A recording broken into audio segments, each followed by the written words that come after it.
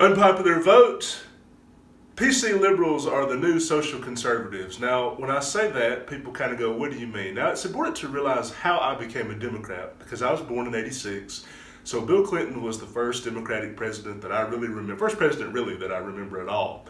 And back in 1992, you got this guy playing saxophone, he's getting blowjobs in the White House, and it was really important to note what the Republicans were doing, because it wasn't what Democrats were doing so much as what Republicans were doing that was driving me away from them. I mean, in my town, you couldn't buy alcohol. They had a debate for a long time about buying alcohol, and they didn't legalize it until the last, 15 years or so.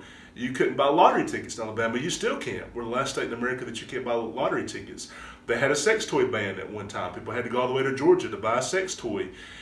They taught abstinence-only education. So if you're a boy in high school and you find a girl who actually wants to have sex with you, it's like, oh, no, I can't. We got to wait till we get married because, no, it's just like that's all you can think about. So you had abstinence-only education, no sex toys, no drinking, no gambling. I mean, it was everything a teenage boy hates. There was a pornography ban.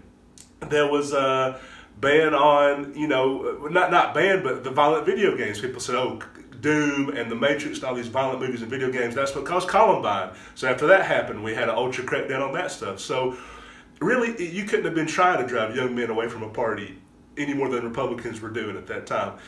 The Democrats looked very cool and hip by comparison, and it was kind of like more open about sex, more open about, vices and things like that out in the public eye, and it still is in a way.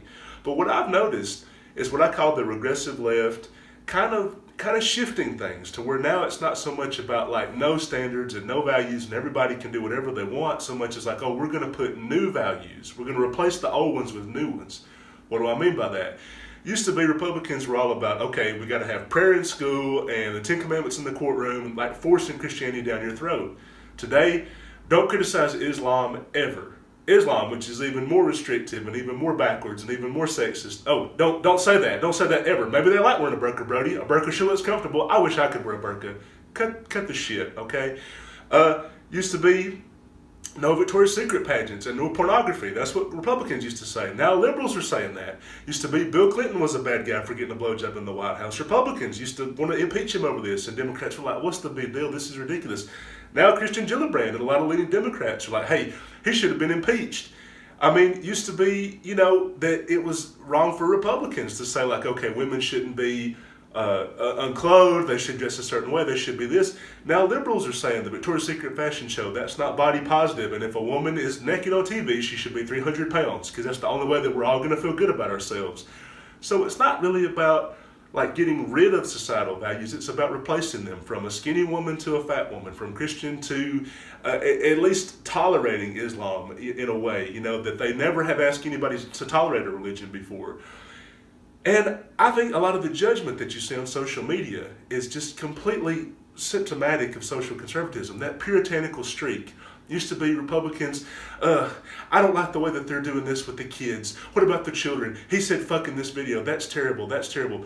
Now liberals are like, I didn't like that he said all this and he didn't say a word about sexual harassment, or he didn't say a word about, and they have their own pet issues and they put that in there. That's kind of that same nagging, one-upmanship. And it can't please anybody, by the way. There's no point even trying to please everybody. Lena Dunham, she's like one of the top PC people in the world, and then she writes a book where she kind of brags about molesting her sister or something like that, and everybody jumps her case. Jon Stewart, he's a liberal champion, but Wyatt Cenac says, oh, he tried to do a Herman Cain impression, and everybody's like, oh, Jon Stewart's a racist. No matter who you are, they're going to turn on you eventually. Rose McGowan was out there as the Me Too champion, but she starts going after James Corden, which had nothing to do with anything, and Meryl Streep, of all people, and now it kind of looks like she might be crazy. I mean, next week she's going to come out and be like, okay, we got to kill all the Jews. Well, we got to listen to her, Brody. She's a sexual harassment victim. You got to respect the victim. You got to hear what they're saying, So I just feel like no matter what, the mob is going to turn on you at some point. Matt fucking Damon, a guy that most conservatives don't like because they thought, oh, the Bourne movies are communist, and he's all the time talking about teachers' unions. He's been in trouble like 5 times in the last 2 years over sexism, racism. He doesn't get this, he doesn't get that. He's a white male savior, he's mansplaining, he's defending sexual harassers. When Matt Damon looks like a neocon, your movement has drifted. Some serious mission creep is going on. Salon.com said Bill Maher was the villain of the year 2 years ago. Bill Maher. Like, this is social conservatism cranked up to a new degree, and it's really annoying. I mean, when you can see Jeffrey Tambor receive accolades for Transparent as the first, openly trans male character over 50 or whatever the distinction is, and then be like, okay, well, now that he's been accused, we're going to fire him from the show, and he's not even going to be on the show. How are you going to have that show without him in it? But that's the new mentality of, like, nobody can get to the left of the social conservatives, and nobody's pure enough, and no matter what you do, they're going to come after you. That's not how you win over people, I don't think.